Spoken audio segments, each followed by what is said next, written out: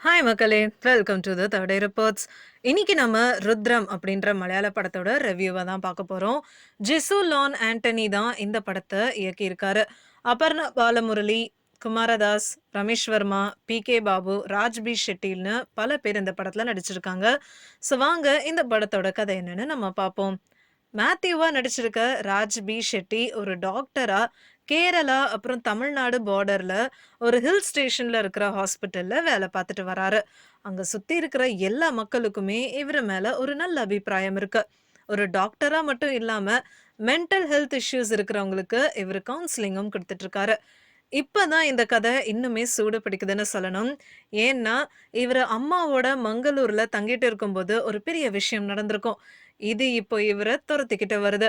முதல்ல ஆடியன்ஸுக்கு இவர நல்லவர்ன்னு காமிச்சாலும், கதை போக போக இவரோட உண்மையான முகத்த காமிக்கிறாங்க.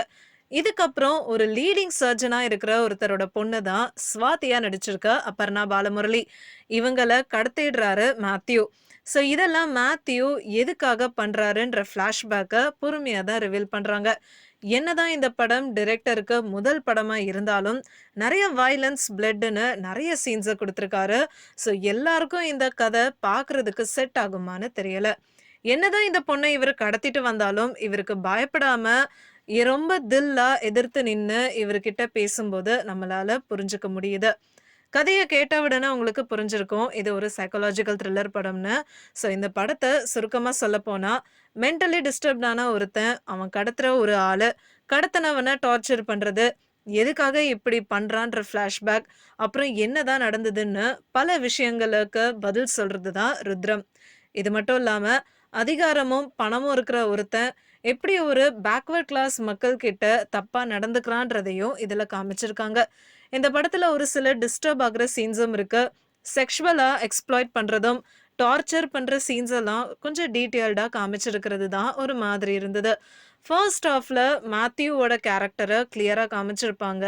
ஆனா ஃபர்ஸ்ட் ஹாஃபை விட செகண்ட் ஹாஃப் தான் பார்க்கறதுக்கு இன்னும் இன்ட்ரெஸ்டிங்கா இருந்ததுன்னு சொல்லணும். ஸ்வாதிக்கும் மேத்யூக்கும் நடுவுல நடக்கிற ஆக்ஷன் சீன்ஸ் எல்லாமே பார்க்கறதுக்கு இன்ட்ரெஸ்டிங்கா இருந்தது.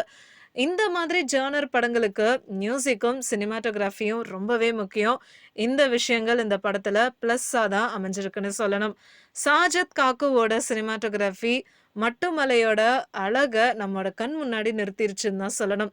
காட்டுக்குள்ள நடக்கிற சண்டை, நதியோரம் நடக்கிற சண்டைன்னு எல்லாமே ரொம்ப அழகா கேப்சர் பண்ணியிருக்காரு. இந்த படத்தோட மியூசிக்க பண்ணியிருக்கிறது 4 மியூசிக்ஸ் தான். இந்த படத்தை இன்னும் பீக்ல எடுத்துட்டு போயிருக்குன்னு தான் சொல்லணும். பவன் ஸ்ரீகுமாரோட எடிட்டிங்கும் ரொம்பவே செமையா இருந்தது. இந்த படத்துல மெயினா ஆக்ஷன் சீன்ஸும் முக்கியமா கிளைமேக்ஸ் சீன் தான் அல்டிமேட்டா இருந்துச்சுன்னு சொல்லணும். மேத்யூவா நடிச்சிருக்க ராஜ்பி ஷெட்டியோட நடிப்பு பிரமாதமா இருந்தது. முதல்ல நல்லவரா எல்லாரையும் நல்லா கவனிச்சுக்கிற டாக்டரா இருந்து ஒரு சைக்கோ மாதிரி மாறுற அந்த டிரான்ஸ்ஃபர்மேஷனை ரொம்ப சூப்பர்பா கொண்டு வந்திருக்காரு.